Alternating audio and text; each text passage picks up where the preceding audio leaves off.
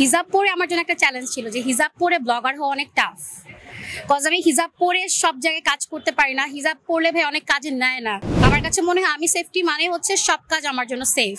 আলহামদুলিল্লাহ আমি 1 বছরের জন্য ব্র্যান্ড অ্যাম্বাসেডর হিসেবে ইরাম ইভেন্টের সাথে যুক্ত হয়েছি অ্যান্ড খুবই ভালো লাগছে। এমন মানে আমি এসেই শুনছি যে আপু তোমার ছবি দেখে আমি এক্সিবিশন করছি বা হচ্ছে তোমাকে দেখে আমি মেলাতে এসেছি অ্যান্ড আমাদের ভালো সেল হচ্ছে। সো আলহামদুলিল্লাহ খুবই ভালো লাগছে। একদম যদি ছোটবেলার কথা বলি, আমার অবশ্যই ডক্টর হওয়ার ইচ্ছা ছিল। এটা হয়তো সব সায়েন্স ব্যাকগ্রাউন্ড থেকে আসা ডক্টর বা ইঞ্জিনিয়ার হওয়ার ইচ্ছা থাকে, বাট তারপর আমার মেকআপের প্রতি প্রচুর ঝোঁক ছিল।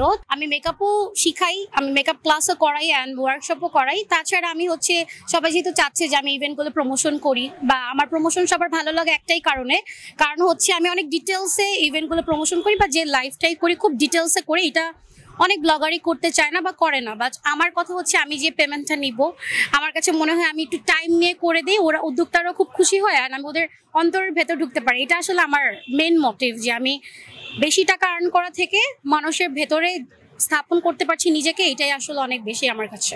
আমার যখন থেকে আমি মানুষ থেকে শুধু এটা শুনতে পারি যে আফরিন তোমার কাজ খুব ভালো লাগে অ্যান্ড হচ্ছে তুমি অনেক আন্তরিকভাবে কাজগুলো করো, তখন থেকে আমার ভালোবাসা এই প্ল্যাটফর্মে আরো বেশি জন্মাচ্ছে। কারণ অনেক ব্লগার, অনেক ইনফ্লুয়েন্সারের মাঝখানে আমি হিজাবি ব্লগার হিসাবে ভালো করছি অ্যান্ড সবাই আমাকে অ্যাকসেপ্ট করছে, এটা আমার জন্য অনেক বড় পাওয়া। আসলে অনেক স্ট্রাগল করতে হয়েছে অবশ্যই, কাজ কোনো প্ল্যাটফর্মই অনেক ইজি না, অনেক কম্পিটিশন থাকে, অনেক কম্পিটিটর থাকে আপনার। সো অনেক আপনি ভালো কাজ দিয়ে আপনি যদি ভালো কাজ করতে পারেন ভাইয়া, যে কোনো মানুষ সাকসেস পাবে, হয়তো টাইমটা একটু বেশি লাগবে, কারো একটু কম লাগবে, এটাই। সো হিজাব পরে আমার জন্য একটা চ্যালেঞ্জ ছিল যে হিজাব পরে ব্লগার হওয়া অনেক টাফ। কজ আমি হিজাব পরে সব জায়গায় কাজ করতে পারি না, হিজাব পরলে ভাই অনেক কাজে নেয় না।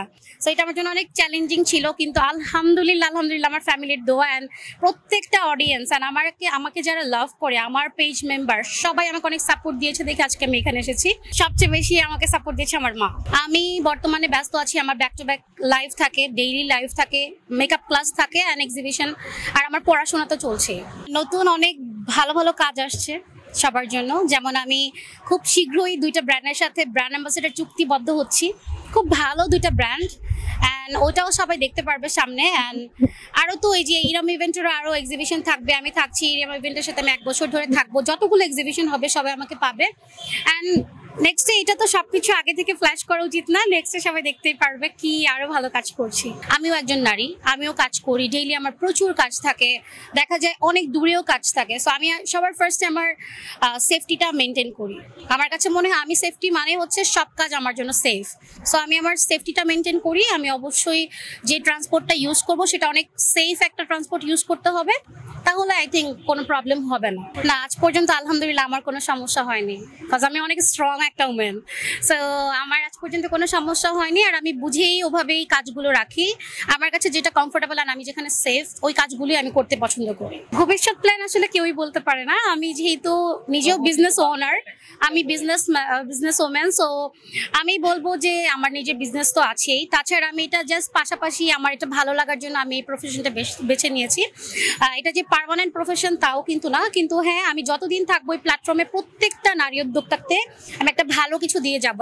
এমন এমন ইভেন্টদের সাথে আমি কাজ করব ভালো ভালো, যারা আমার মাধ্যমে একটু হলেও উপকার পায়। আর আমি চাই প্রত্যেকটা নারী ভাইয়া, এখন নারীরা কিন্তু অনেক কাজ পায় বাট হেল্পটা খুব কম পায়। একটা নারী একটা নারীকে হেল্প করতে কিন্তু চায় না, নর্মাল অনেক হিংসা থাকে, বিদ্বেষ থাকে।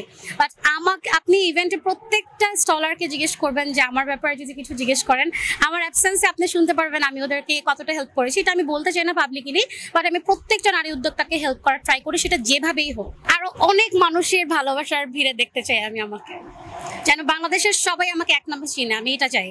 আমি এমন ভালো কাজ করতে চাই, এটাই বলবো। সবাই আমাকে অনেক অনেক ভালোবাসা এন্ড দোয়া দিয়ে আজকে এই পর্যন্ত এনেছে, ওরা না থাকলে আসলে সম্ভব ছিল না।